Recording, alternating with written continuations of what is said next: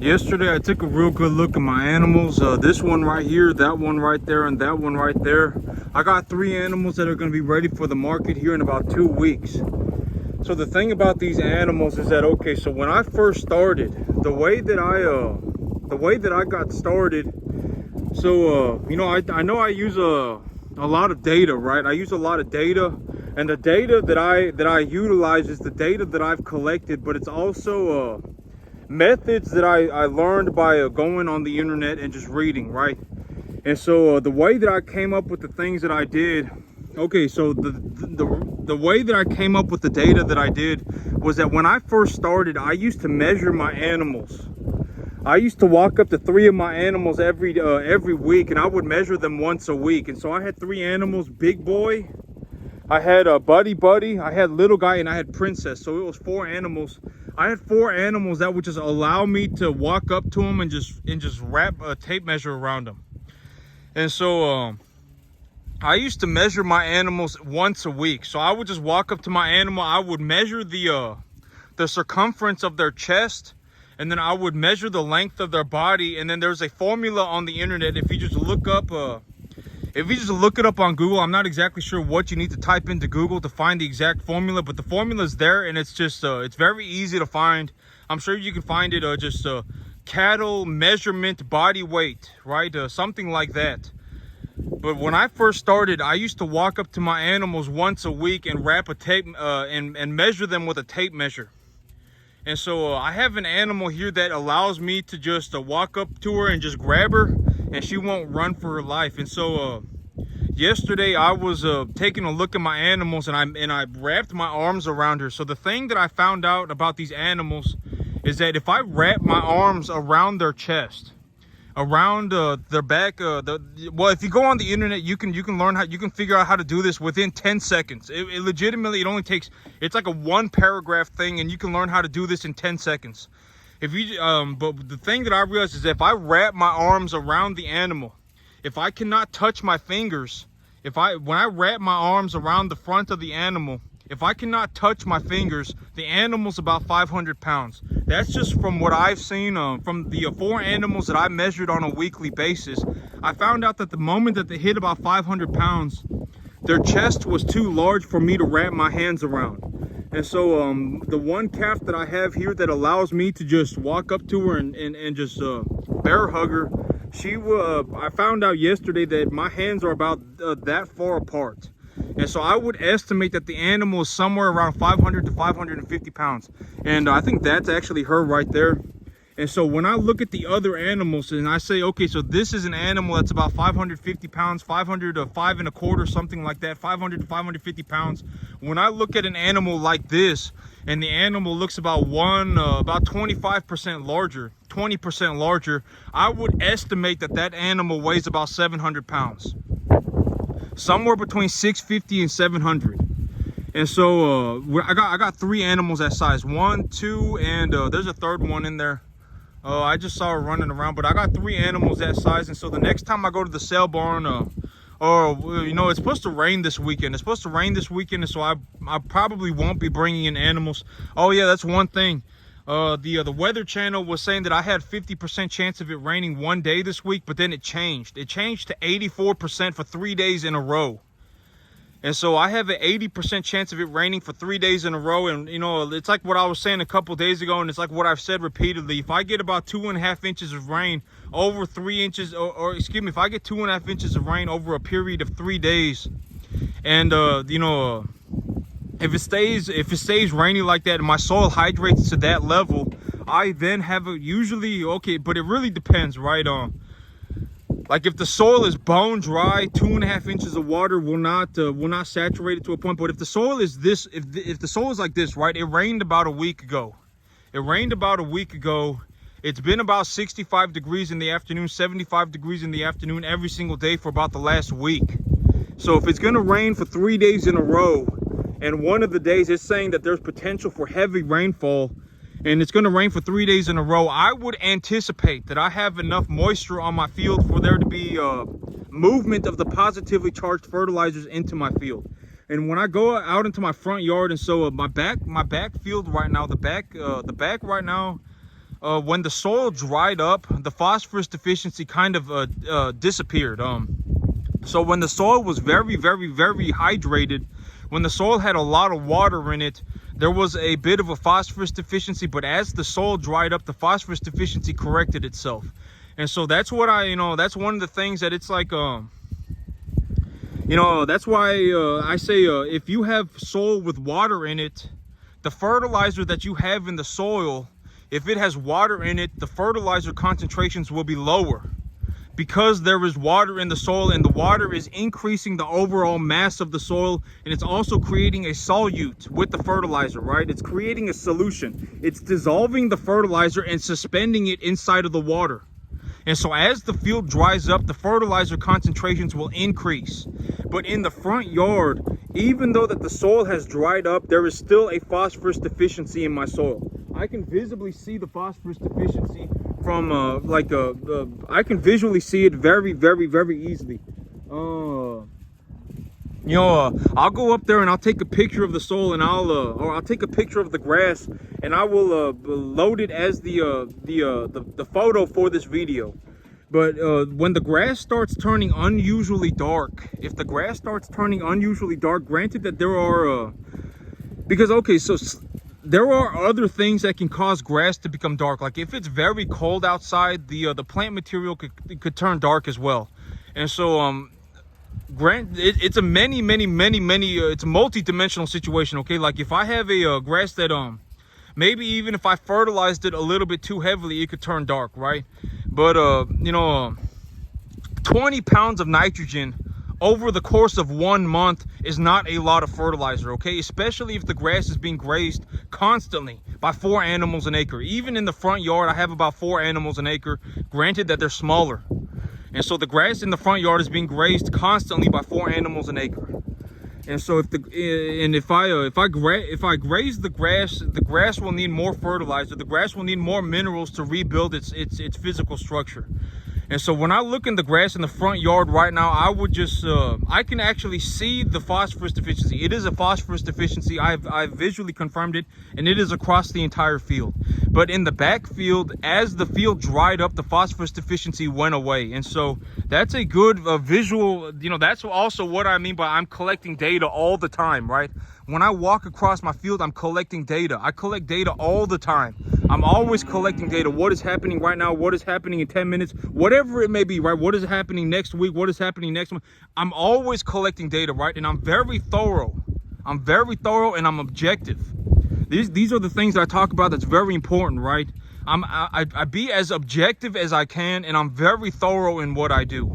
It's very important, right? And the guy who made it is probably going to know how to make it, right? And so I'm not going to go through and just constantly tell people that if you make it and I make it, then we both made it. If you manage to beat me objectively, it would not matter to such a degree that it would make me irrelevant. I can say these things into infinity, right? But you're just going to have to, even if you don't believe me, just get on the internet and look it up for yourself then. I mean, as long as it is not some I fell out of heaven at 7 and I don't need to do anything and I'm God's gift to the earth, right? As long as it's not anything like that, and you have if you have an objectively better idea, or if you objectively have a better idea, legitimately a better idea, then stick to what you believe, right? It does not matter what I say. If you and I were put on a 10-acre field and you were able to do the exact same thing that I could for, let's say, $100 less a month, right? You were objectively better than me. You take a look at what I do and you say, oh, well, this guy, he spends about $550 a month, right? For about $550 a month, he grows about 5,000 pounds of beef per acre a year, right? But you could do it for $450, then you just stick to what you do. But if you don't know what you're doing, then you should I would highly suggest that you pay attention and you start understanding this. I would just highly suggest, at the end of the day, it's a free country. And I've already said this, if you died tomorrow, I would not even know, right? I've already said it that, 99% of people are beyond hope already, right? A massive pile of problems cannot be saved under any circumstance, right? But if you look at what I do and you're like, oh, this makes sense to me, or you know what, I'm going to write this down and I'm going to go on Google and look it up for myself, then, in all honesty, if you wrote it down and went on Google and looked it up for yourself, it would be the best thing that you could possibly do. I'm just gonna be honest.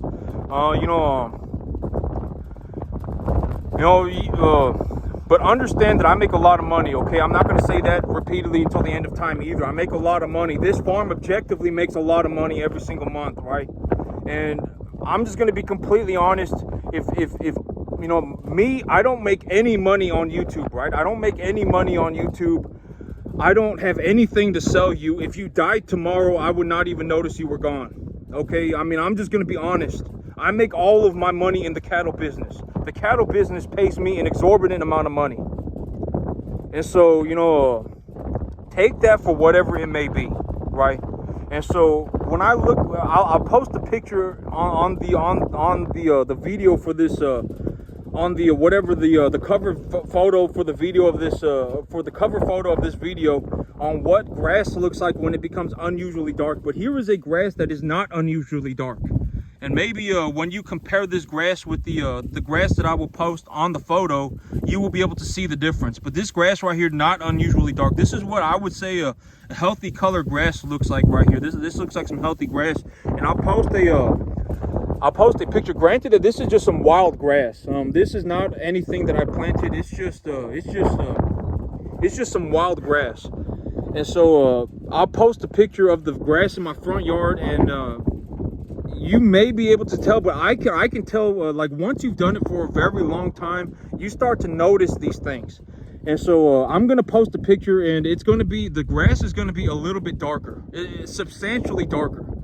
And so to correct this problem, okay, so I say that it's a multi-dimensional situation, right? In about 2 months, I would anticipate that I have to plow my field over because it's going to get too hot or the grass is going to seed out. But either way, my grass will stop growing.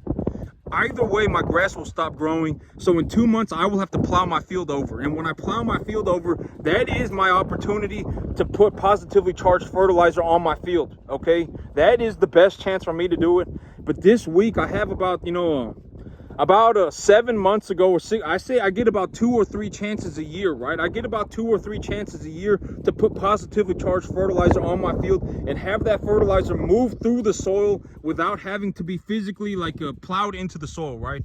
I say I usually get about 2 or 3 chances a year to do that. And this week is going to be one of those 2 or 3 chances a year that I've gotten to do that. I would anticipate.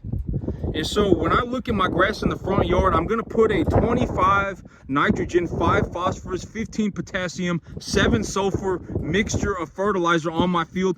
And the reason I'm going to put that fertilizer on my field is because you got to remember, okay, so what I've said is that plants absorb minerals in ratios. They do not absorb minerals one at a time. And the general idea of where I'm headed for is a 10-1-7 NPK, right? A 10-1-7 NPK. And so when I look at my field right now and I say, okay, the field is dried, the phosphorus deficiency in the back has corrected, but the phosphorus deficiency in the front has not corrected, I'm going to put a 5-1-3 NPK ratio fertilizer on my field with also 7 parts of sulfur, with the intention that if I utilize this fertilizer, it will be about twice the concentration of the general idea of what phosphorus needs to be for the plant to grow properly. So I'm not going to go, I was like, either I put a 17-17 or I put a 5-1-3. But the big idea is that if I have a deficiency of phosphorus in the grass, if I have a deficiency of phosphorus in the grass and I anticipate that the plant is going to utilize the minerals at a 10-1-7 ratio, and I already have a phosphorus deficiency in the grass, I'm going to apply a 5-1-3 so that the plant has more phosphorus. I am applying more phosphorus to the field than I am nitrogen or potassium in terms of the overall ratio that I would anticipate that the plant needs for optimal plant growth. Because the plant material is already having a phosphorus deficiency. And so here in about 2 months, I'm going to have to plow my field over anyway. And so when I plow my field over, I can apply the if I want to put 50 pounds of phosphorus in the soil as just to have it be bound in the soil. If I want to put 75 pounds of potassium in my soil just to have the potassium be bound in my soil, I can do it then. But right now, I am just going to correct the phosphorus deficiency a tiny bit, just so that the plant keeps growing. But I'm also not, okay, here's also the other part. is that the reason that I am applying a 517 instead of something like a 111, the reason I am applying a 517 is also because I do not want to provide the plants with a proper level of phosphorus, because if I apply a proper level of phosphorus to the plant material, it will begin to flower, it will begin to grow seed. And I don't want my grass going to seed. I want to delay the seeding process as long as possible. And how am I going to delay the seeding process? By increasing the ratio of nitrogen and potassium that I'm providing to the plant in ratios to the phosphorus. And so that is the long story short of why I am doing what I am doing. And that is the reality of what it looks like to be to do what I do. That is what is realistically my right hand to heaven. Damn my soul if I lie. That is what I am doing. That is what I'm looking to accomplish. Is it the right answer? Who knows, right? That is the direction that I'm heading. And even if I only get it 70% correct, I'll still be just fine, right? Because it's not like, okay, so I've said this repeatedly in the past too, but in the spring, I tend to get more rain in the spring and in the fall than I do in the summer or the winter.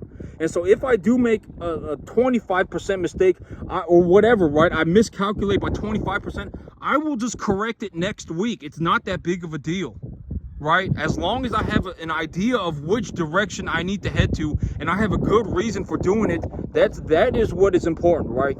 And so I'm looking to delay the flowering period of the grass. I'm looking to delay the onset of flowering in the grass by providing a disproportionate amount of nitrogen and potassium. My soil also needs sulfur. And then I am looking to correct the phosphorus deficiency to just a slight level so that the plant continues to grow. Because plants absorb minerals in ratios. So if the plant becomes completely deficient in phosphorus, it will stop growing altogether, 0% growth, right? It will stop growing. It does not matter how much nitrogen or potassium I put on my field, it will not grow anymore. And so that is the overall idea, the big plan idea of what I am going to accomplish on my grass over about the next 2 weeks. I am looking to delay the flowering. I'm looking to provide just enough phosphorus to to continue the growth of the plant. I am, overall idea is at 10-1-7 NPK. And so, but I got the phosphorus here this morning as well. And that's it for me today, YouTube. Y'all have a good one.